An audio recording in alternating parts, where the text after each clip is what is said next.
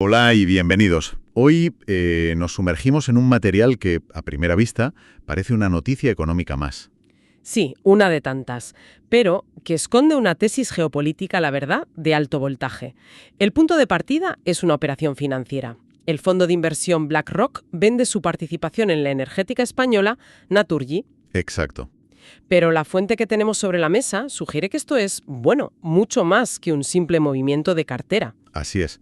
Lo que vamos a desgranar es un artículo que plantea una teoría realmente controvertida.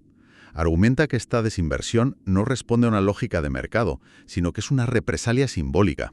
Casi un mensaje cifrado. Eso es.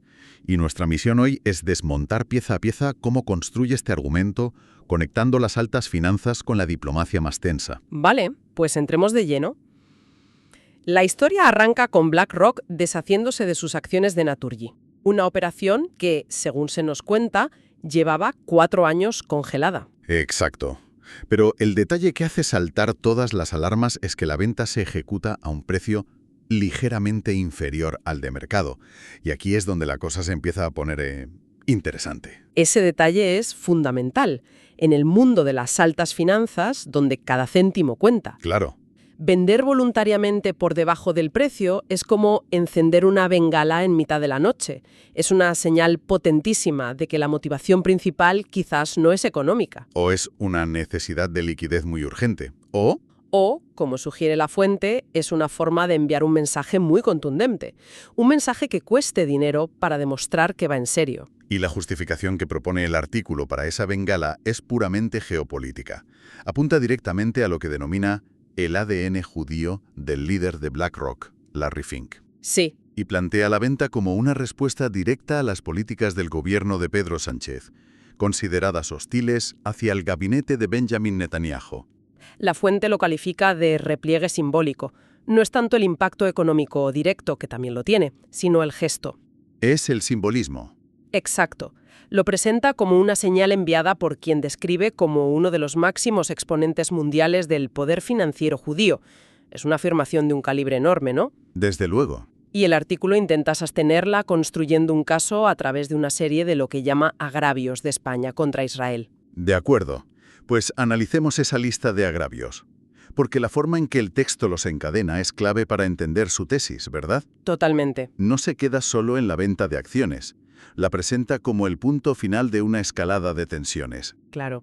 El punto de partida que nos da es una percepción, dice que creciente en Washington, de que el ejecutivo de Sánchez se ha convertido en un enemigo de Israel o es directamente antisemita. Es que la clave está en cómo lo hila todo. No presenta un solo problema, sino que va construyendo un caso ladrillo a ladrillo. Y para darle credibilidad no se basa en rumores, sino que cita nombres y apellidos. Sí, el ejemplo más duro es el del ministro de Exteriores israelí Gideon Sa'ar, quien, según el artículo, llegó a llamar a Sánchez en público antisemita y mentiroso. Uf, eso en lenguaje diplomático es prácticamente una declaración de hostilidades.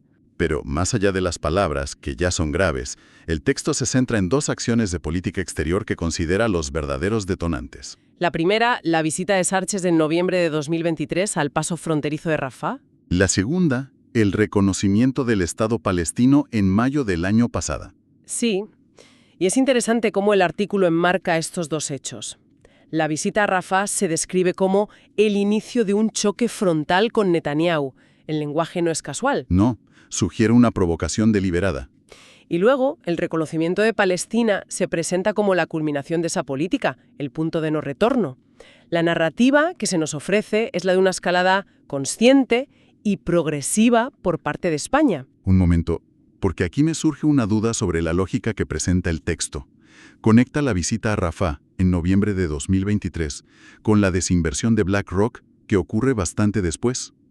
¿La fuente ofrece alguna prueba directa que vincule ambos eventos? Es una pregunta excelente. ¿O es una inferencia que nos pide que aceptemos como parte de un patrón? Claro, toca el núcleo de la estrategia argumental del artículo. No presenta un correo electrónico de Larry Fink diciendo «vendo por lo de Rafa». No, claro. Lo que hace es algo más sutil. Establece una correlación temporal y contextual. Teje una red de eventos y te dice, miren todos estos puntos. Por separado pueden parecer aislados, pero si los unes, dibujan una trayectoria clara de causa y efecto. Ya. la fuerza de su argumento no está en una prueba única, sino en la acumulación y la coherencia del patrón que describe. Entendido. Es una construcción de caso. Y aquí es donde el argumento da un giro que me parece fascinante, porque sale de la alta política. Exacto. La lista de agravios se extiende a ámbitos mucho más terrenales, como el deporte o la ciencia. Precisamente. Y esta lección no es inocente. Al incluir, por ejemplo, la polémica con la Vuelta Ciclista a España. La suspensión de esa etapa, ligada a Eurovisión por la participación israelí. Sí. Ujú. La fuente parece querer demostrar algo. Quiere sugerir que esta supuesta hostilidad no es solo una cosa del gobierno, sino que ha calado en la sociedad española, que se manifiesta hasta en un evento deportivo. Le da más profundidad a su acusación. Mucha más, y lo mismo ocurre con el ámbito académico, que siempre es un campo de batalla simbólico muy potente. Claro. Sí, el caso que expone es el del Consejo Superior de Investigaciones Científicas, el CSIC. Según el texto, cerró el grifo a la financiación de proyectos con investigadores israelíes. Aunque matiza que la medida no afectó a todos, ¿no? Sí, lo matiza, pero lo califica de afrenta directa a Netanyahu. De nuevo, es un ejemplo fuera de la Moncloa, en el corazón de la ciencia española, que se suma a la lista para reforzar esa idea de un clima generalizado. Entonces lo que tenemos es una selección muy deliberada de agravios. Uno diplomático, dos de política exterior, uno deportivo y otro científico.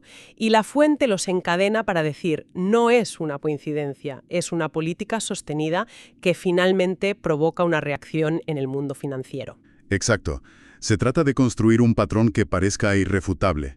Cada evento refuerza al anterior, creando una narrativa que lleva inexorablemente a una única conclusión.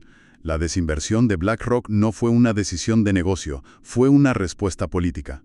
Ahora bien, la fuente construye este caso tan específico contra España, pero ¿lo presenta como algo aislado? ¿Como una anomalía? ¿O intenta pintarlo como parte de un problema mayor? Esta es la siguiente capa del argumento. Para darle más peso, el artículo amplía el foco y lo enmarca en un contexto europeo. Ah, vale. Sugiere que lo de España, aunque quizás sea el caso más visible, no es único. Menciona, por ejemplo, a alcaldes en Francia que izaron banderas palestinas desafiando las órdenes del gobierno central. Lo que indicaría fracturas similares en otros países. Exacto. Y no se queda solo en la política, también alude a un clima de inseguridad. Ya, señala que en Francia se ha tenido que reforzar la protección en lugares de culto judío por una persistente amenaza terrorista. Es una forma de añadir una capa de gravedad, conectando la tensión diplomática con la seguridad de los ciudadanos en la calle. Y aquí el artículo hace una conexión global que es, bueno, como mínimo, un salto argumental muy audaz. Audaz, sí. Hila estas tensiones en Europa con una tragedia ocurrida en Sídney, un ataque armado con múltiples víctimas. Sí, esa conexión me ha llamado mucho la atención. ¿Cómo justifica la fuente vincular una tensión diplomática en Europa con un acto terrorista en Australia? Parece un salto geográfico y causal enorme. No ofrece una justificación directa, tipo A causó B.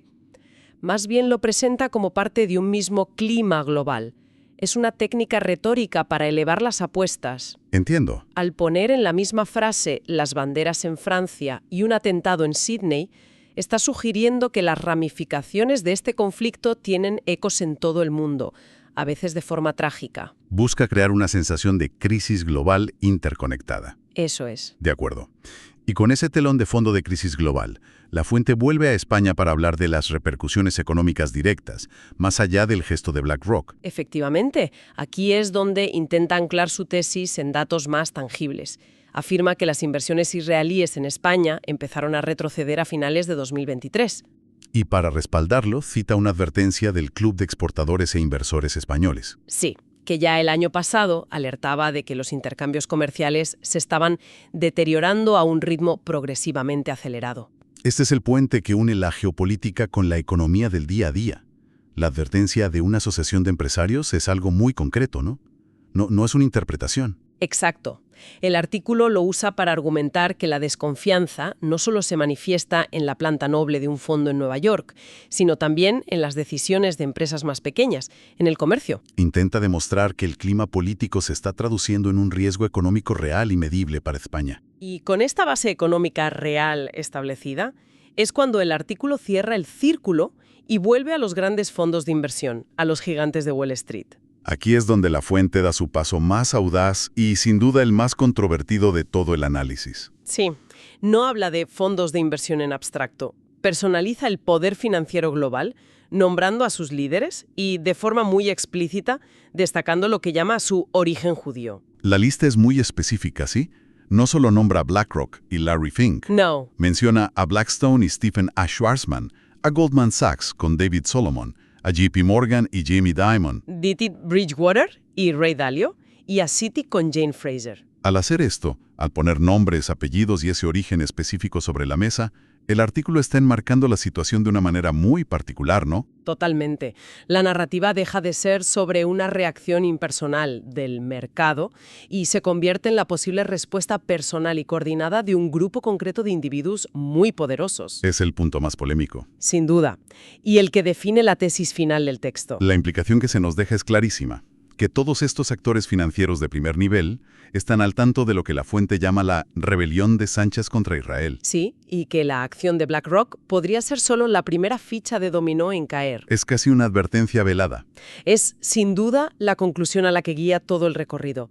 La idea que se planta es que la desinversión de BlackRock no es un acto aislado, sino una posible salva de aviso. ¿Que podría haber más? Sugiere que si la percepción de España como un país hostil a los intereses de Israel se consolida en estos círculos de poder, la retirada de capital podría ser mucho más amplia y tener consecuencias económicas mucho más serias. A ver, si seguimos esta lógica hasta el final, lo que la fuente está sugiriendo es que un puñado de personas podrían, en teoría, influir de manera significativa en la economía de un país por razones que son enteramente políticas o ideológicas. Es una afirmación de un calibre enorme. Esa es exactamente la cadena lógica que presenta el texto. Es una tesis muy fuerte que vincula la política exterior de un país soberano directamente con el comportamiento de los mercados de capitales globales. Y el argumento central es que estos mercados no operan en un vacío. No, que no son solo hojas de cálculo. Son sensibles e incluso reactivos a las tensiones geopolíticas y que sus líderes pueden actuar en consecuencia. Si lo vemos en conjunto, la narrativa es muy definida. Un movimiento financiero de gran calado no se explica por la lógica del mercado, sino como una jugada en un tablero de ajedrez geopolítico. Eso es, la venta de acciones de Naturgy sería la punta del iceberg de una fractura diplomática muy profunda. Sí, y lo revelador es cómo lo presenta. Desafía la idea convencional de que una decisión como la de BlackRock se basa únicamente en análisis de rentabilidad o gestión de riesgos. Propone una motivación alternativa, mucho más personal y política. Sitúa a estos líderes financieros no solo como gestores de capital, sino como actores con poder, influencia y posibles lealtades geopolíticas. Totalmente. Hemos desgranado un artículo que traza una línea recta, sin desvíos, entre las decisiones del gobierno español sobre el conflicto palestino-israelí y las supuestas reacciones de esta élite financiera mundial. Nos obliga a pensar si una operación financiera puede ser en sí misma un acto de comunicación diplomática. Claro. Plantea que la economía y las finanzas no son entes neutrales, sino que pueden actuar como un barómetro e incluso como un instrumento de las relaciones internacionales. Según esta visión, la retirada de una inversión puede lanzar un mensaje tan potente como una nota de protesta formal. O la llamada a consultas de un embajador. Es una perspectiva que fusiona por completo dos mundos que a menudo intentamos analizar por separado. Lo que nos deja con una reflexión final para seguir dándole vueltas. El artículo se centra en cómo la política puede influir en las finanzas, en cómo las decisiones de un gobierno pueden provocar una reacción en los mercados. Sí, esto nos lleva a la pregunta inversa. Si aceptamos esta premisa, ¿hasta qué punto el flujo de capital global puede ser no solo un reflejo pasivo de la geopolítica, sino un actor proactivo con su propia agenda, capaz de moldear y dirigir las relaciones internacionales?